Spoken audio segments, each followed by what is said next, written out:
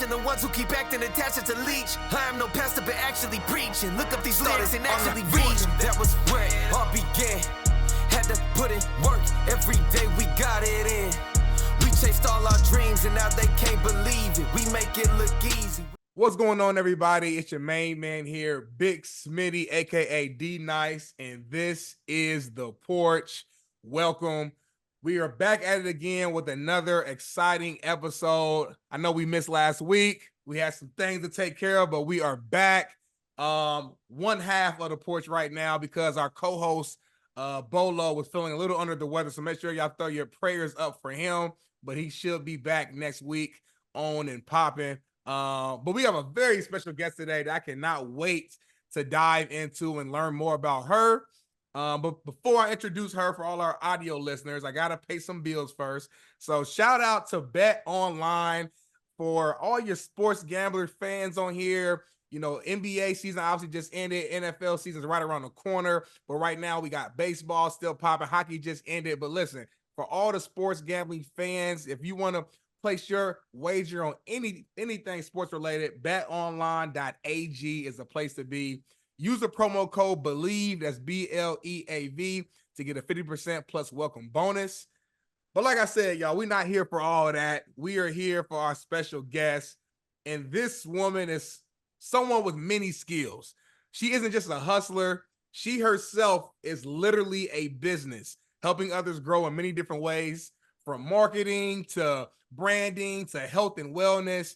She's living out on the West Coast now, but never loses sight of her hometown of Detroit, Michigan. The one and only Alexis Wilson. Welcome to the Porch. Oh, thank you so much. I'm happy to be here. So excited to have you on.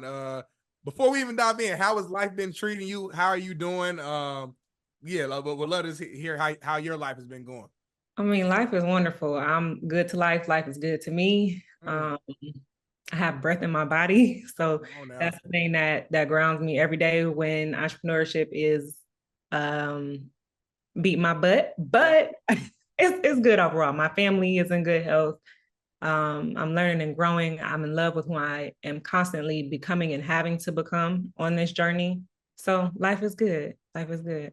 I love to hear that. One thing you mentioned, you said, you still got air, in your body, in your lungs. And I think right there, just stopping right there alone, that's a blessing in itself. You know what I'm saying? I think sometimes we take for granted just waking up. I think we just assume we're going to wake up. So I think the fact that you are grounded and understanding that and acknowledging that is a huge thing for us all to kind of, take for our own selves as well. One thing that we always ask our guests when we start off our podcast is a question that sounds simple, but in reality is kind of deep. So I want to ask you this. Who is Alexis Wilson? Who is Alexis Wilson? Yeah. Well, Alexis Wilson is this human being this human vessel that my spirit wanted to use to come fulfill the purpose of helping to exalt others. First starting with myself, then my clients and my community, and long-term vision is the world at large. She is God's child who is out here just trying to live life to the fullest and be in purpose. Love it. That might be one of my top 5 best answers I think we've had on the Porch. It's up there. I had to go back and listen, but just off the top of the head, man, that's one of those really great answers, that I love, man. You mentioned the term exalt, which I think was a perfect segue to what we're going into next, obviously. During your intro, I mentioned that you are literally a business. That's how I view you, just looking at your background and studying and learning more about you. And speaking of the business route, Exalt is one of your many businesses. Kind of talk more to the Porch fans and family about exactly what Exalt is. Yeah, so Exalt is my talent and marketing agency. I started it back in 2019. And when I started it, I knew that I was going to obviously be doing marketing, obviously be working with talent, but I saw a gap in the market and that there was not an agency that catered to the humanity of the people that they were actually working with. And just based off of my personality, my hobbies, my interests, the things that deeply, deeply move me, though I was 100% turned up about marketing and branding, it was people and caring for people. And I found myself, I mean, from a young age, always talking to people about purpose, talking to them about what they really wanted to do in life, their passions. I'm such a passion girl, and just wanting to support people in getting from point A to point B, helping them to achieve whatever it is that they set out to achieve. And I was just such a personal development and philosophy junkie. And this agency essentially gave me the opportunity to combine both of those worlds, that marketing and the branding and all that good stuff. And then also my love for personal development, and which eventually went on to like metacognition and metaphysics and quantum physics and all the things, so that these people that are navigating spotlight and doing these big, great things can not only obtain high levels of success, but also could maintain them. So that's what Exalt Management does through marketing and talent representation, and then, of course, mindset coaching. I love that, man. I love it. It seems like everything you're doing, I know we're going to dive into some more things as well, but everything is connected back to giving and helping grow in some fathom, right? Like you said, whether it's on the marketing side, personal development. It's like you said, whatever you're doing, whatever area of life you're focusing on, is always connected to giving back in some way. And you mentioned that you've always had a connection to people, even when you were a young age. Like, what does that stem from? Is it from your parents? Is it from just kind of innately in you, or what? Yeah, it's from my parents, and it's also from my grandparents. My grandmother, my dad's mom, one of the most giving people, almost to a fault. She was just such a light, everybody called her Nana, whether they were her grandbabies or not, they became her grandbabies. And then my grandparents on my mother's side, they're actually pastors, and just a long, rich history of going beyond pastoring a community to starting soup kitchens and doing marches for justice and all types of things. So I've just seen it all the time. And then my parents, we've had a family nonprofit, and I think I don't know maybe I was 6 when that started, or maybe 5. So that's literally all I've seen of just giving back to the community. Their nonprofit is called The Union. It's back home in Detroit, and they serve at-risk youth and also families. So it's just innate. It's just like when that's what you grow up seeing, it just feels like it's a part of who I am. And I think that that's probably a huge, huge influence on why I naturally feel this inclination to try and give back, or try and help, and try and make something better, or leave someone better than I found it. Man, that's beautiful. And one thing that I'm like thinking about as I listen to you share that is the importance of just family. You know what I'm saying? And just having that strong ecosystem. And it sounds like, you're blessed to just have that, you know what I'm saying? To have both your parents who are, who have raised you right, to think about the right things, to put the right environment around you, to make you even think in the mindset that you are. I feel like you are just like light years even ahead of the average person around your age group in terms of your mindset and how you think, and the just the things you've done already. Again, just doing my research, like, wow, like she done accomplished more than most 50, 60-year-olds on this planet. And I say that like it's just impressive. It's inspiring to see that, even myself, I'm like, okay, like let me step my game up a little bit more, because there's people out here who are actually doing things at a high level and truly having impact. Oh, thank you. I appreciate that. No problem. Going back to Exalt. Now, I saw you posted a video, probably it might have been a couple months now. I think it was a new AI called Exalt GPT, and that was actually, it's funny how I came across your page. I got a good friend of mine, shout out to my brother Julian, Jack as we call him. He had sent me over this the video you explaining, what this is.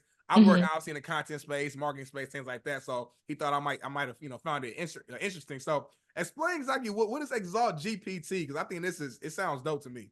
Exalt GPT is a AI that I built via Chat GPT that would essentially serve as like a virtual talent manager and industry guide. The reason I made it was because I get reached out to about management like weekly. And it's just not, as much as I want to help everybody, it's just not possible, especially as we've continued to grow as a business. And I understand that a lot of times when artists are really pursuing their passion within the music industry, unless they have a record deal or a distribution or a publishing deal, they're not really making a good amount of money because of how the music business is set up. You're not making a ton off of streaming. So if you're not having deals, through endorsements or deals through like a publishing or a record label, it's hard.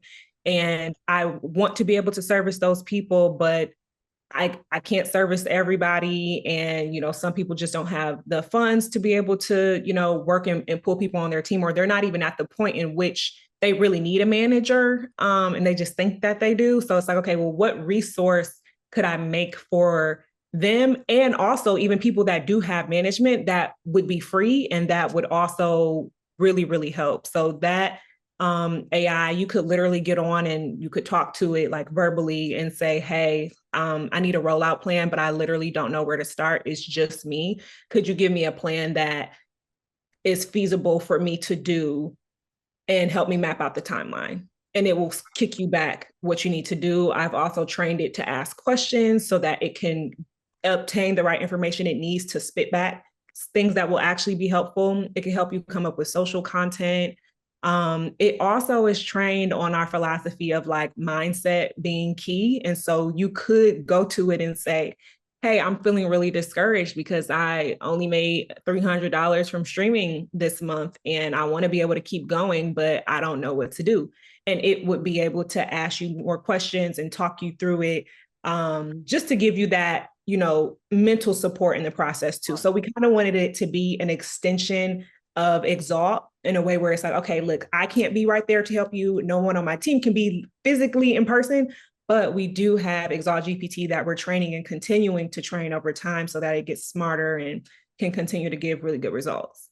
Man, that is fire, man. Shout out to you. I'm gonna add my hand clapping sound effect when we do the post edit. So that is fire. That is dope. That's thinking outside the box, and that's incredible. Because I mean, like you said, there's so many creators in different spaces, whether that's music, sports, whatever the case may be, who, like you said, they just don't have the resources, or maybe they're in a point where they can't, necessarily afford a full-time actual, human to be their brand marketing, manager or whatever the case may be. So being able to have this access this is incredible. That's incredible. How so I saw something on your page too. It was, I don't know if it's connected, but you and Ashton Kutcher has some type of AI situation going on. Is that connected or is this something else? So it's not directly connected, but the interview was about AI that we had. I was actually working with a client, Dream Machine, and was helping them do content and doing some consulting for them. And that content series was a part of it. And I asked him like, yeah, did you know that they just launched the capability for ChatGPT to build out an AI? And he was like, yeah, like that's crazy. I'm going to be doing it tonight. And he's like, what are you doing? I'm like, I already got an idea. That's what I'm doing tonight too. Cause I was literally thinking about it. I'm like, could I do an Exalt GPT? This would be crazy. So we just had a little moment on the episode where we were like, we about to build these GPTs out. So yeah, that's how that came about.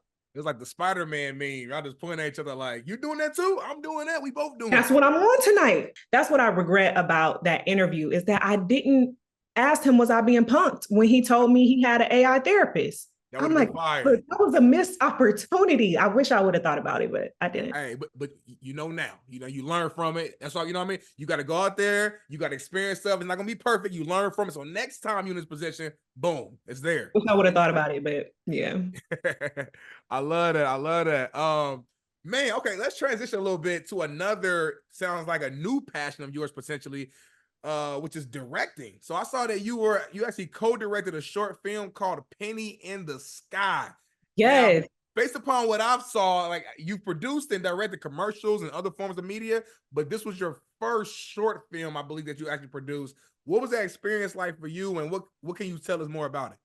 Yeah, so we actually have not filmed just yet. We've been in the crowdfunding phase and also just, casting and table reads and all that stuff. Yeah. But so far it's been like really, really fun.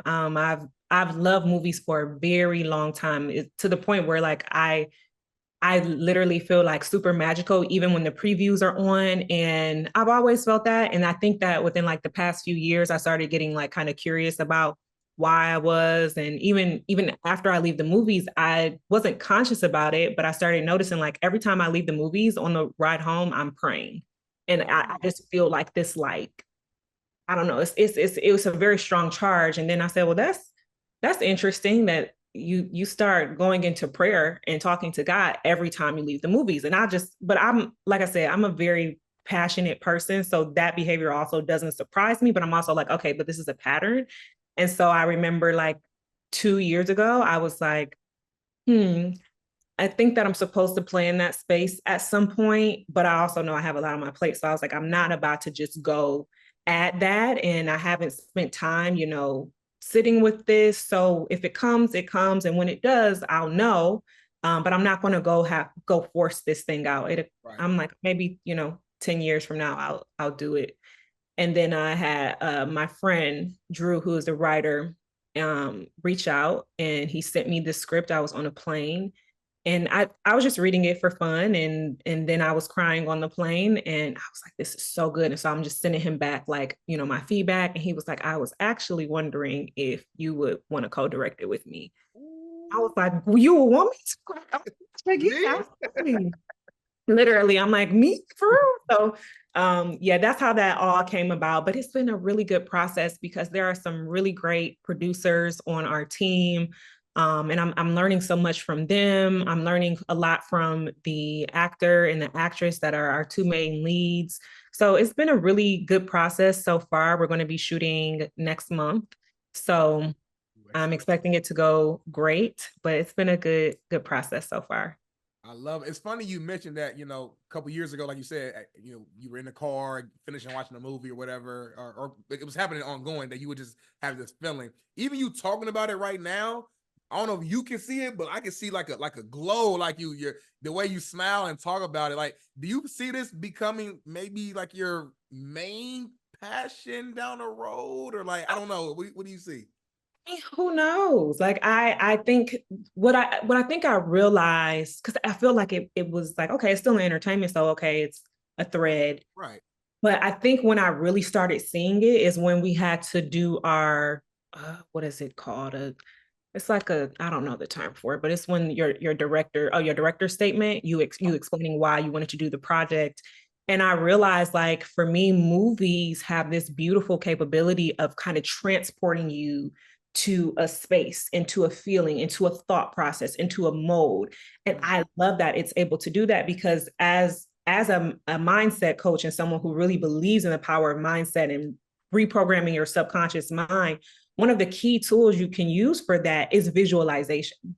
And when you're able to activate more than one sense, so if you could get yourself to the point where you are seeing yourself at a place in life and you can almost taste what you're eating for breakfast that morning, you can feel the material of the cashmere on your skin, you can see clearly how your scenery looks, who you're talking to. If you can feel all of those things, you are so much more apt to like get aligned with that frequency. So when you're in the movies, you have all the sound and you have the visuals and the cinematography and the writing to make you feel something that it can kind of transport you there. And so I would love to be able to use movies for good and transporting people to spaces that are going to help elevate them or help exalt them. So I feel like that thread would still be there. And I'm not sure if it'd be like a full-time thing. I mean, I wouldn't be surprised.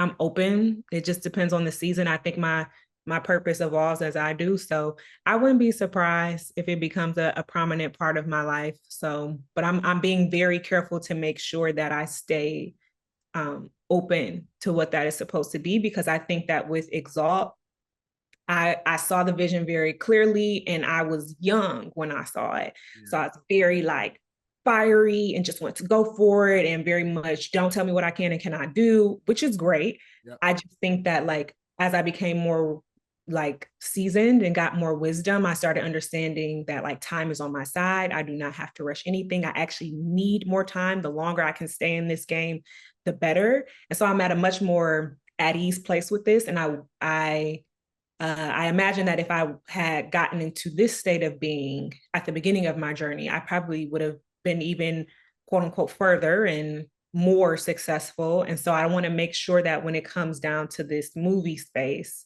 that I'm at ease, because I don't want to feel the unnecessary burden that I placed on myself when I originally started Exalt. I don't want to feel that with the movie space, because I just trust like if I'm supposed to do it, it's going to happen. It's going to come to me. It's going to flow to me. And I don't really have to do anything other than be aligned and ready to receive when it comes. Man, you just said so much that I want to like dive into. So it's a couple of things. Okay, so one, before I lose track, you mentioned that you don't want to go back to that feeling you had when you were starting off, making Exalt.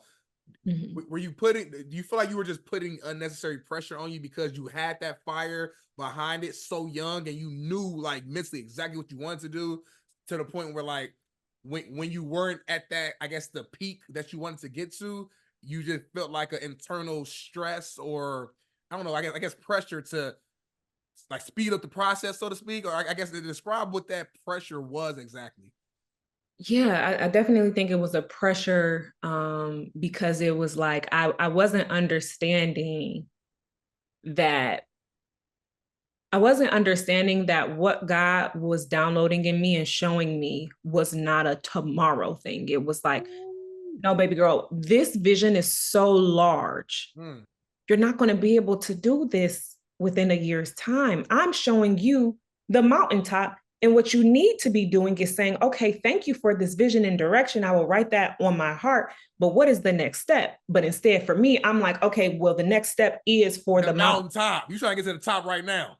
Immediately. What are you preaching? Immediately. And I honestly think I just cared way too much about it. I also think that like, I didn't know how to make it happen.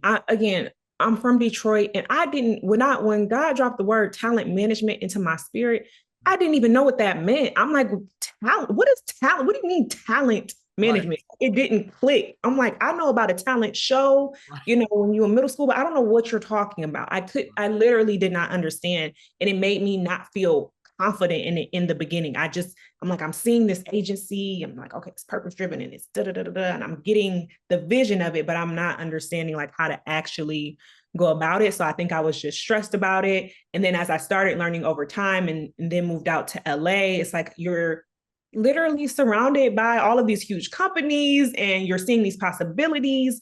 And then it's like the favor of my life has me in certain rooms with certain people. And I'm like, oh yeah, I could do this. And I'm believing in myself and I'm working on myself.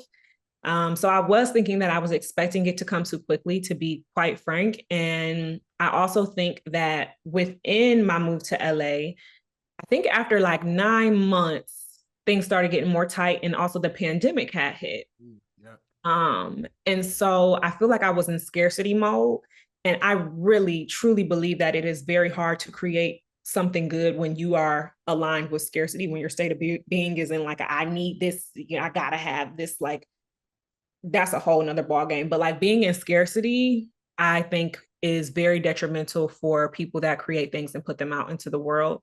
And I think that was a major factor in me feeling like I really need to do this, whether it was thinking about finances or, not having the belief in myself that I really, truly could do it, not knowing how to articulate what it was that I was doing either, being in a whole new space, coming to LA and being away from my entire family and my community. So I think it was a lot of factors at hand, but baseline, it was like, you need to get out of scarcity and you need to ease. You need to focus on getting aligned, and you need to just chill out a little bit, babe. Like you've got it. And for this game that I am in with entrepreneurship, and then also just being in the entertainment industry, is so relationship based. Yep. So many of the things that have occurred are just because it's like I have a good rapport with someone, and I had no idea that person would connect me to this opportunity or be the person that brings this to me, but it just happened like that over time. And it's like, relationships take time. Even with the deals that I've negotiated, it's like, I'm glad I wasn't negotiating with Meta in 2019. I wouldn't have been equipped to do that. Right. But because I had built up and was starting to negotiate contracts very, very continuously, it's like, oh, okay, cool. I know what that term means. Oh, I should ask about this because I remember I had a conversation with my homeboy and he told me X, Y, and Z about his client and da-da-da-da-da. Like, I need the time. It helps to make your experience and approach so much richer and so much more depthful. And I don't think that I understood the value of that. So, yeah. I feel like I'm looking in the mirror right now because a lot of what you said is either A, I've experienced it, or B, I'm experiencing it now, being in this creative space. You know, I'm from Indianapolis, Indiana, so not too far from you. Moved to LA about 6 years ago. You know, my 9 to 5 is Fox Sports as a social media producer. Spent about a year and a half on air. You know, pandemic happened, changed with the show happened. Still producer, but I'm not that on-air talent no more. I thought I had found my new passion, right? Being, you know, I love being in front of a camera. I love hosting, talking to, you know, storytelling with athletes and entertainers. But again, the shift happened, and I feel like that I wasn't getting the same opportunities that I once had, and I kind of been in this weird funk where it's like, God, it's like, okay, I know you brought me out here for a reason because LA was never part of my plan. I never in a million years said I'm going to LA, and I wasn't even focused on entertainment. I was college football player. I got a business degree in marketing, but again, I was more so focused on the sales and business route. Through connections, through networking, was blessed with opportunity to come out here, and I just feel like I know it came from God, just because again, this had nothing to do with my plans, right? So now I'm in a space where I'm like, okay, I'm trying to like figure out, I guess what the mountaintop is, so to speak. Well, what's the end all be all? And either A, God has given me the answer, and maybe I'm not putting myself in position to fully see that, or B, he hasn't given it to me yet, and maybe I'm being tested to continue to work at me. So like, I'm just kind of in that weird phase where it's like, you know, patience is a key thing that I'm trying to work on. But then at the same time, I'm like, man, is it patience or am I not fully focused right now listening? Does that make sense, what I'm saying? It makes so much sense. If I had to pick between your A and your B, I would say A. I think truthfully, from young ages, we know what we were brought here to do in this vessel. And I think that conditioning it could be from parents, from society, from TV shows, things begin to get worked out of us. The schooling system, things get worked out, pushed out. We start to disconnect from our body. We disconnect from our childlike faith. I mean, we put all types of filth in our body, be it content, food, conversation, and we get disconnected. And so I think truthfully, when that answer does, when you do remember that answer and what you're supposed to be doing, it's not going to be something where you'll be like, wow, this feels like I would have never, ever been here before. It's going to be like, this feels absolutely right. It seems crazy, but it feels like right. Like, you're not going to be like, wow, I didn't know that I was supposed to be a blanket maker. Like, and it's so far-fetched from what you've been leaning into. The desires of your heart have been intentionally placed. I'll say that I think that there might be opportunity for you to do a little bit of inner work. And I think that part right there is what gets us. It's like, okay, well, you went to, am I not focused enough? Right. You know? And it's like, that's an external thing. That's what we say when we like, okay, maybe I'm not putting in enough work. You know, maybe I'm not, networking enough. We're doing this, that, and the third. I think you just might need to spend some more time with yourself.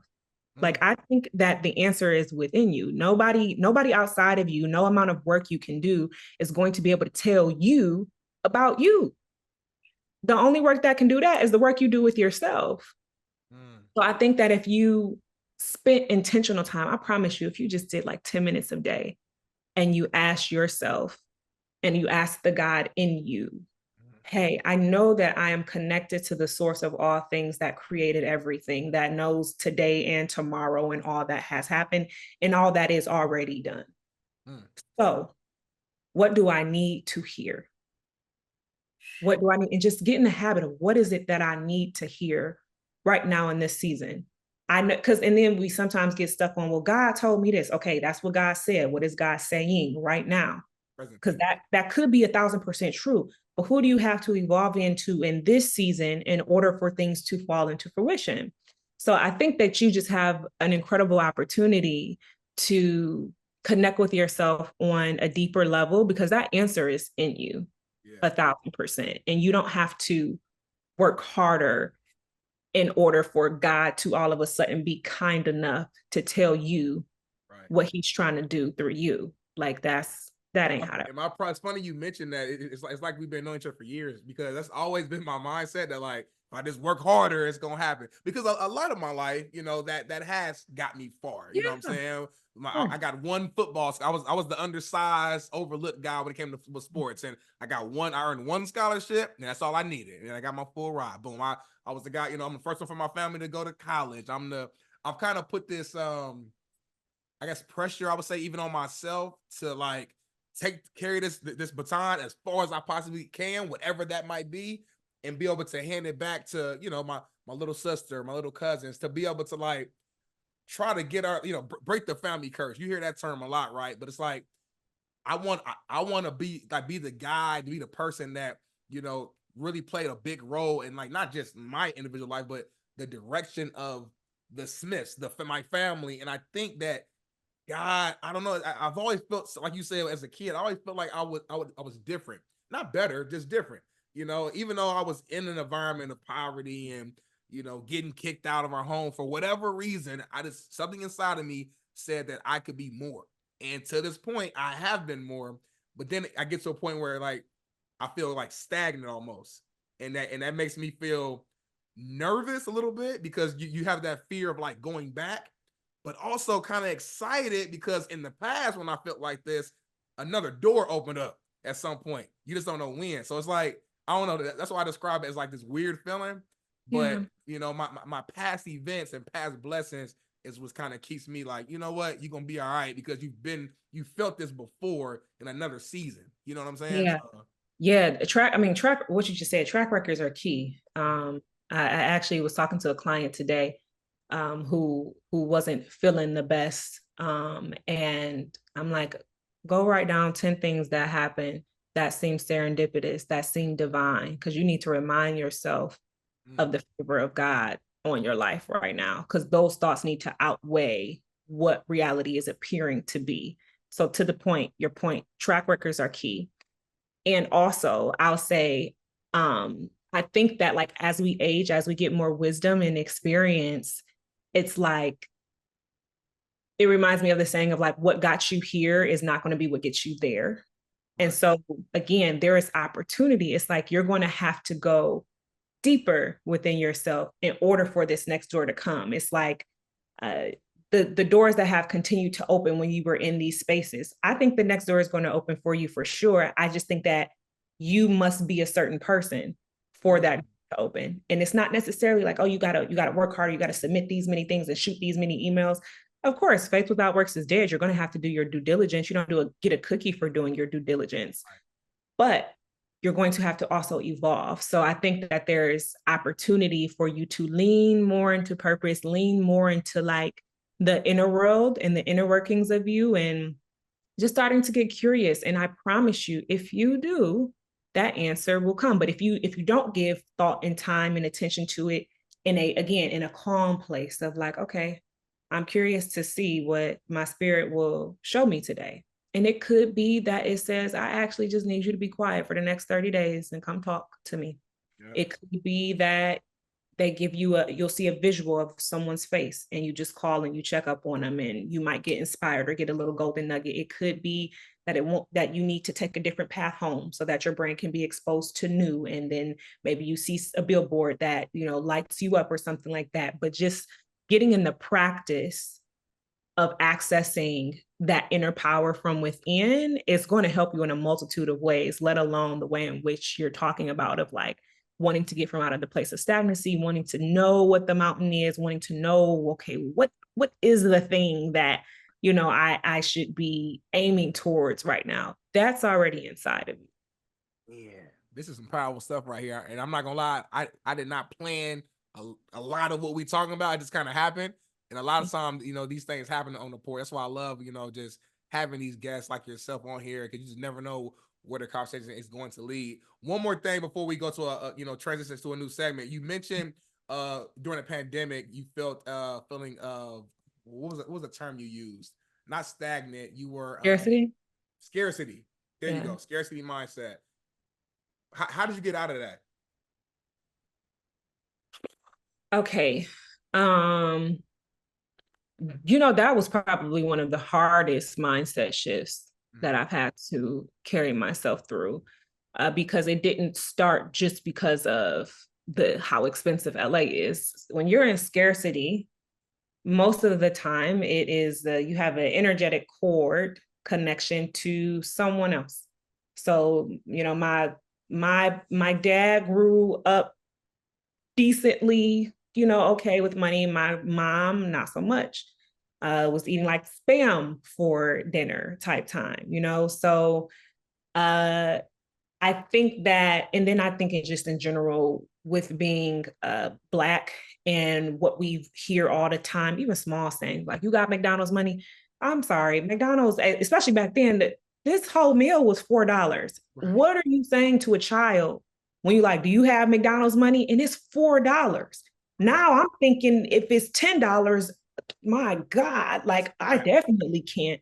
We can't afford that. But you're telling your kid, we can't afford this. We are not in a position to have these things constantly. You're seeing so many things about yourself in the media. All of these things, they're very deeply rooted, from family ties to societal ties to what we see about ourselves on TV. Like it was just a lot of different things. And I didn't understand that. I didn't get it until I continued on my path and developing personally and understanding mindset and understanding like how limiting beliefs get planted within our subconscious mind and how they will stay there unless you actively dig them up. I thank neuro-linguistic programming a lot for that. That has informed my practice and my teaching so much. But I remember a very pivotal moment, and I have a group coaching program called From Scarcity to Abundance. And I always tell them this story in it and how at this point, I wasn't even really struggling too heavy or anything at all, actually. And I remember just feeling so like I don't know what's happening and life is just so hard and blah, blah, blah, blah, blah. And I felt led to go. No, actually, it wasn't a feeling led type thing. I actually didn't want to go at all.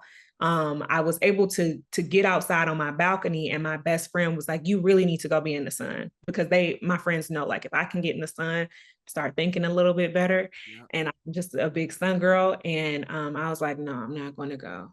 The most I can do is be on this balcony to just super sad girl. Yeah. And she's like, no, like, I really think you should go. And so I reluctantly go to the Beverly Garden Trail in Beverly Hills. And as I'm walking and complaining to God about like just not being where I want to be, or again, that expectation that I should be further and, that I'm in my own way, which I was, but I digress. And I'm saying all these things. And then this loud Lamborghini passes me and it interrupts my little complaining rant. Yep. But it wakes me up, like, because I see this Lamborghini, then I look and I see all these other cars passing by, and Ferraris and all types of cars. And then I started laughing because I felt God say, oh, look at you, poor you. You're just walking in Beverly Hills, surrounded by all types of money, beautiful scenery. Woe to you. Woe to you who is, after you take this walk, you're about to go get some food that you can afford and get in your car, and you're going to go sit in your balcony and look at the skyline. Woe to you.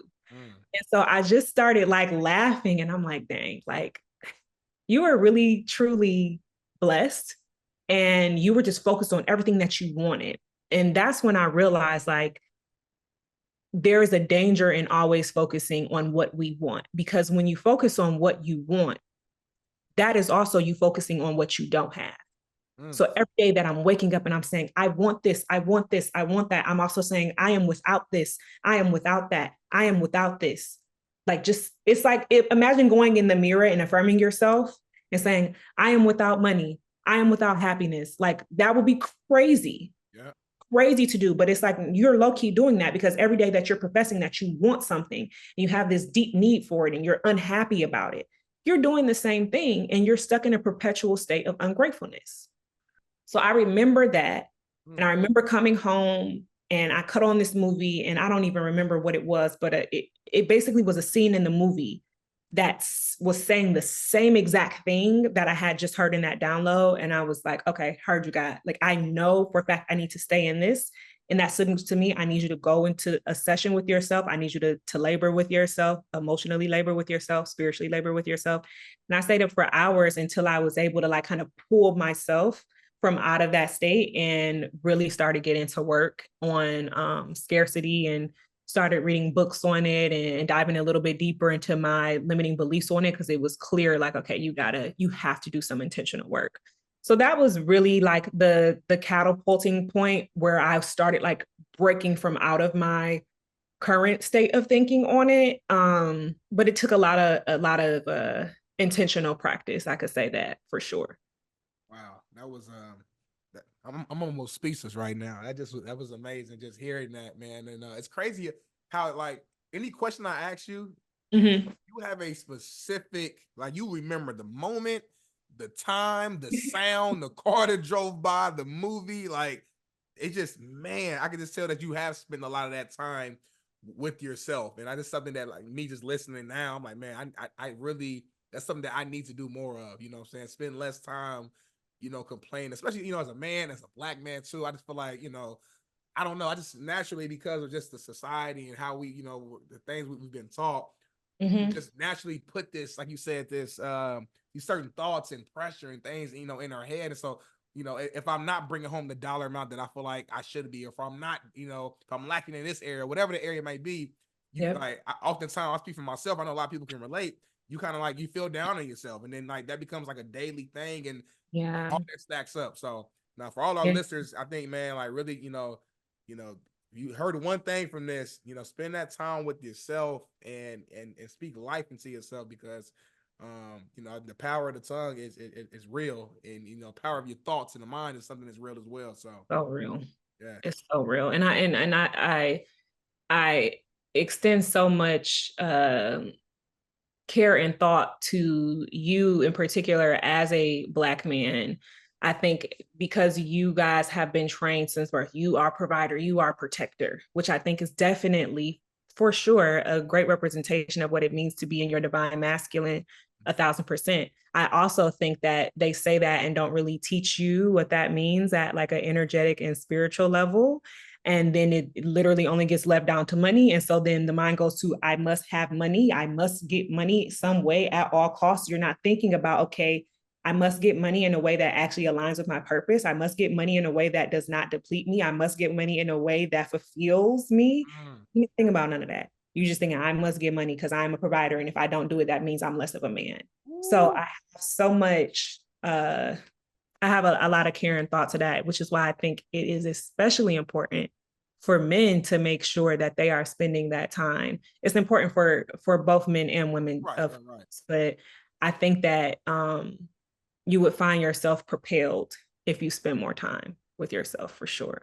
Sure. And you mentioned even earlier, like we put so much just poison, you know, inside our minds, you know, social media being one. And, you know, you see all these things about how much money do a man got to make to take you there? I can't go to the Cheesecake Factory. I can't. I'm like, Cheesecake Factory, like, damn, that was a come up. But like, you know, but like those things, we laugh at them. But I do think subconsciously they do go into your mind. They go into your mind, and you ain't making six figures. You broke. You this, you that, and you're 100% right. It's definitely been a mindset. So transition a little less on the deep side a little bit. I want people to learn a little bit more about, you know, who Alexis is, like when you're not, you know, working, when you're not grinding, when you're not necessarily, you know, when you're just kind of just chilling, just, you know, living your life.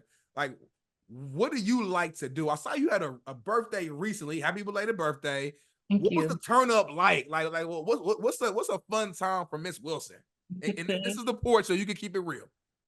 I am, but I think it's so funny because you're like, we're not gonna get deep. I'm like, listen, that's just in me. So I do like to have fun, but like, to be very honest, this mindset thing, it's woven into the fabric of who I am. Like, that's what I like to do for fun. Before I started the business, I was for fun reading philosophy, studying the brain, listening to Napoleon Hill, Earl Nightingale, Wattis D. Wallows, like Florence Scovel Shinn. That was my jam. It still is my jam.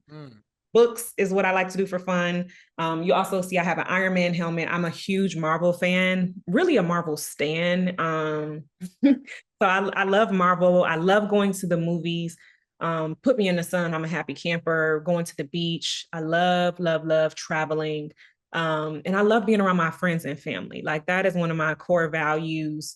And you mentioned the birthday party. What it was it was a rooftop paint party that I had on my rooftop, and it was called The Canvas of Our Lives. And it was very intentional and it was very mindful. I wanted us to have a good old time, but I also, my birthdays are always very special times for me because it's the one time that I get to get everybody to do mindful things with me, and they don't say nothing about it. But I always want to make it fun because there is something that feels so good about everyone being on the same frequency of like intention and purpose and passion. Oh, bathe me in that. And oh, please, immediately. So I always try and cultivate an environment that will get people thinking about that thing, get people on that wavelength. So for the Canvas of Our Lives party, we had like quotes and things like that that inspired you to like create the life that you wanted to, essentially. And everyone would pick up a canvas, and on the back of the canvas there was a number, and then there was a corresponding number that had a prompt. So I prayed beforehand saying, like, I hope that everyone gets the prompt that they're supposed to have. So one prompt was something like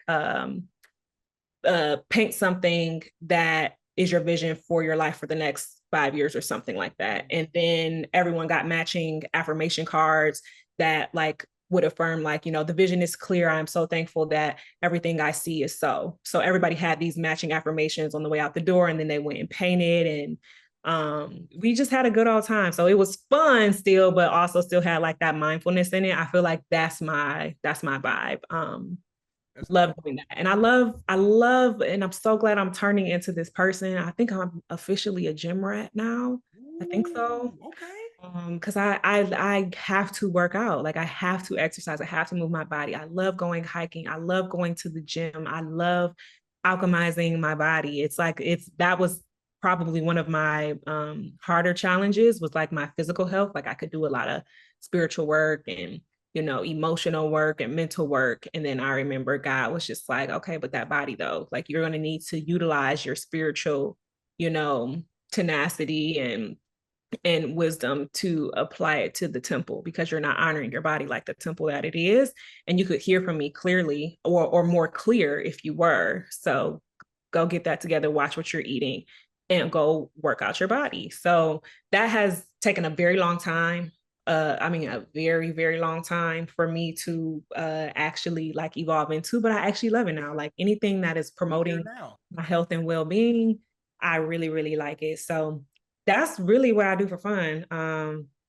You are dope. Can I tell you that? You are like, I know there's nobody's perfect. So obviously, but you're like, you locked in. I'm gonna say that. Like, you like on the physical, the mental, the like, I'm like, man, I'm trying. This is I'm dope. trying.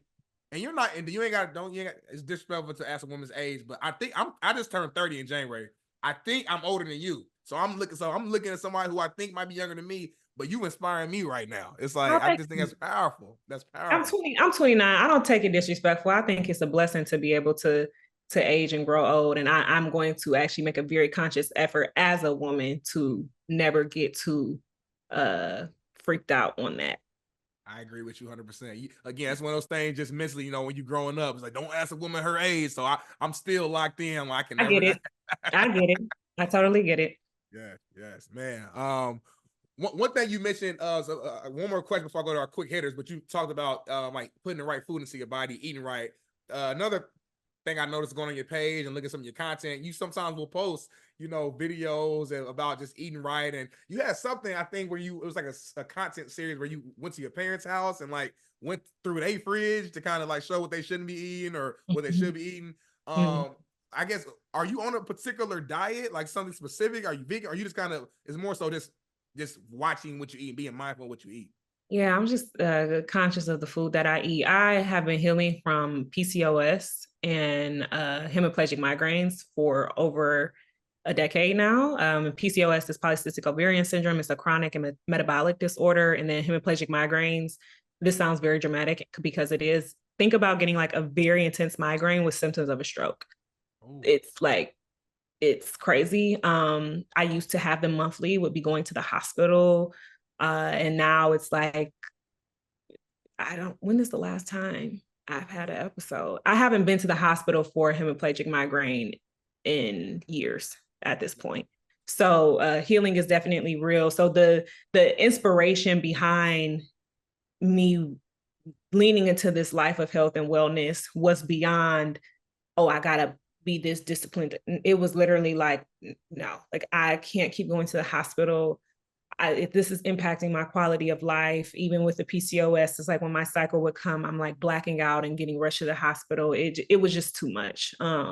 So that's why I am conscious about the food that I eat. It's not to the point where it's like I have to be vegan. I have been vegan for a period of time, but I also like work with like natural doctors and holistic doctors. And when I got like my blood and all of that tested, it was like, no, actually like meat does good with your body in particular. It's just that you need to eat this kind or eat grass fed or whatever. So just learning about what my body in particular responds well to, and also like being in tune enough with myself to know like if I actually want something, or if it's just like, oh, this is my flesh, it's a craving, or if my body's like, no, I don't need that. Like as of late, I have been really, I don't know, I can just feel my body rejecting like chicken right now. So I just haven't been eating it, not because I think chicken is bad, but because my body is like, I don't want that in me right now. So, all right, well, we just lay off of it. We'll have it in moderation. Man, I will say this. I am a foodie. I can be better on you know, what I'm eating. I kind of go back and forth a little bit. I have my little healthy phases and I kind of go back.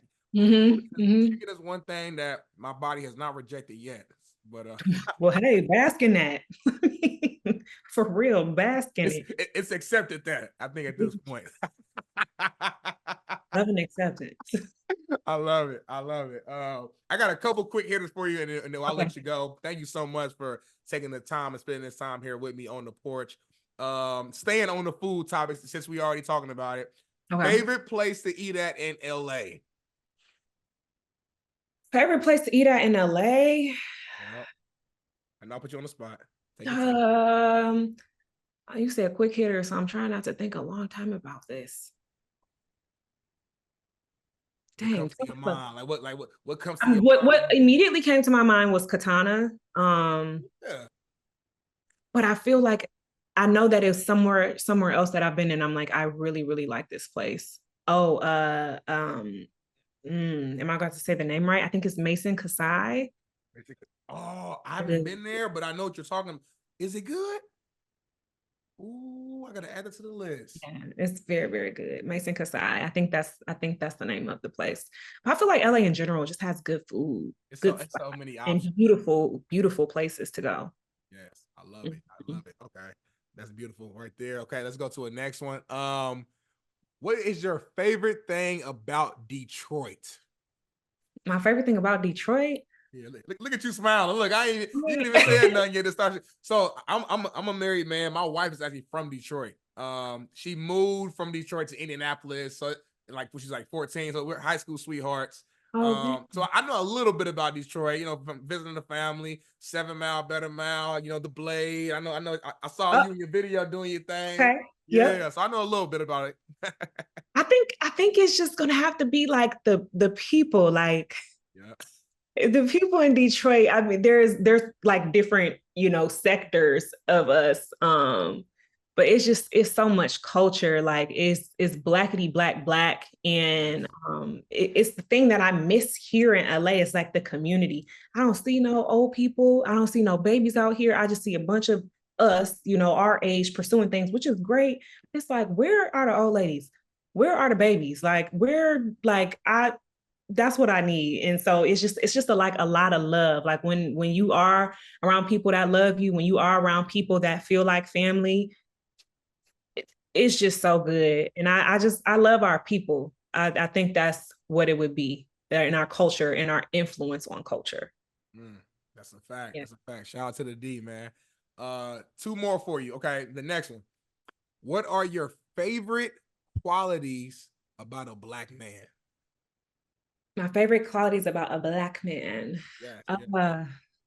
Well, I think there's all types of Black men.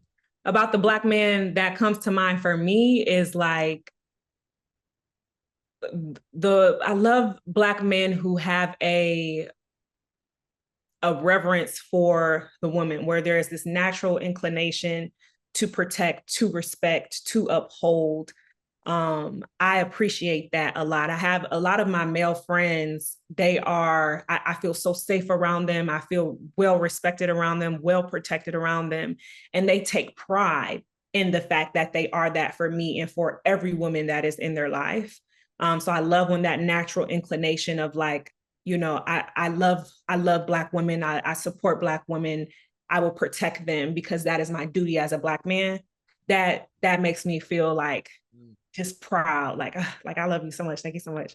And then I would also just say, like, it really makes my heart super happy when I see Black men who are just,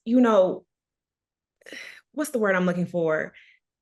They are making it their business to rise above what they've taught that they could do or they shouldn't do. Like, whether it's, okay, well, I am going to be this kind of lawyer, or I am going to, pursue this field in entertainment, or whatever the thing is, or I am going to be a comprehensive man who is actually emotionally stable and can do all the other manly, masculine things as well. Like, I love seeing that. And then also it's just like, I mean, Black men, like, y'all are Black men. Like, what do we say beyond that? Like, y'all got it. I appreciate that. And you already know, sister queen, y'all got it as well, man.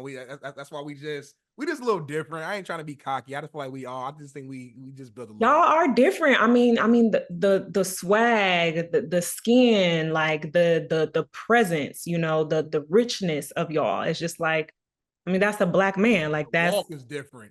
Like, for real. You ever sit back? Like, I people watch sometimes. You ever just sit back and just see, like, we just walk different. 1,000%. The energy, the aura, the presence is just, it's like, that is a Black man. Like, you just know it when you see it. So yeah. Y'all got it. Appreciate that. Okay. Last final one. In 5 years, Alexis Wilson will be blank. It's a fill in the blank. And I can only imagine what's coming to your mind. Knowing how this conversation has went, I'm excited to just hear what you're going to say. Alexis Wilson will be Take your time. Well, she will be basking in the blessing of having created a life where it's literally just, I'm just waking up today with a yes to God. Like, what is the thing I'm going to create and put out into the world today? She will be so just so developed inwardly that everything outside of her just works. I mean, more abundant financially, traveling. I see myself speaking. My books will be out by then as well. It's gonna be like, I'm just seeing me, but with more wisdom. So I'm like, oh, that's what I'm saying. For me, it's like with age, I'm like, I'm so excited about aging, because if it's who I am now, but with more wisdom, oh, sign me up. Sign me up. More wisdom, more patience. And I just see myself being in a place of ease, but just even more money, even more experiences, even more travel, being able to impact and reach more people. And that'll look like books, me speaking more. I used to speak a lot before the pandemic, and then I just never really got all the way back into it, but I want to pick up on that. And I see Exalt in a place where it's like, it's really truly able to function without me, because I think that is my signal of like, okay, I have built something that is truly sustainable when it's not completely reliant upon me. Or if I step away for 2 weeks, stuff is still smooth, so that's where I expect to be in at ease with my husband and my kids. Like, yeah. Well, listen, you just spoke it. It's in the air now. Oh, So it's pretty much already done. So I see it. I already saw it. It's already done. You just have to wait for that date to come. Yes, we are. We just waiting right now. That's all we doing. So, man, this has been a beautiful conversation. I truly do appreciate, you coming on this show. I hope that we can meet in person. I feel like I need to find a way to get into your circle, because this energy right here is just like, I feel better now than I did an hour ago. And I'm not just saying this is real. I truly feel better right now I did an hour ago. So you are blessed with something, like, I don't know, you got something, and I appreciate you. And is there anything I can ever support with on anything, entertainment, production, whatever, kind of in a similar field? So let me know if there's a connection I can make, with athletes or whatever. Let me know. For sure. Let the people know too where they can find you online, or if there's anything you want to promote, where people may want to work with you. This is your time to do that. Yeah, so I'm Lexalt on Instagram and on TikTok, LEXALT. My TikTok just has an underscore in front of it. And right now, if you guys want to tap in with me for mindset coaching, you could go to the link in my bio. We actually just launched a 12-week accelerator program specifically for artists and creators and public figures that are navigating the spotlight and understand, like, you got to cultivate your mindset if you want to be able to sustain those high levels of success, and you want to make sure that you have that holistic approach to your development. It's a really, really, really good program, and we're going to make sure that your inner world is in perfect harmony with your public persona. So that's what's happening right now. Applications for that close July 12th. So it's only 5 slots available. So tap in with me for that. And yeah. Here it is, y'all. I heard what she said. Tap in if you're trying to grow and get better. And remember, man, listen, we appreciate all the love and the supporters that we have here on the Porch. If you haven't subscribed yet, hit the subscribe button. We're on Spotify, Apple, Google Podcasts, wherever you listen. And obviously, you can follow us at The Porch Podcast on YouTube. Prayers up again for my guy Bolo, man. He will be back next week. And guys, man, always remember that the best you is the best you. And we out. Peace. Detaching the ones who keep acting attached to leech. I am no pastor, but actually preaching. Look up these letters and actually read. That was where it all began. Had to put in work. Every day we got it in. We chased all our dreams and now they can't believe it. We make it look easy.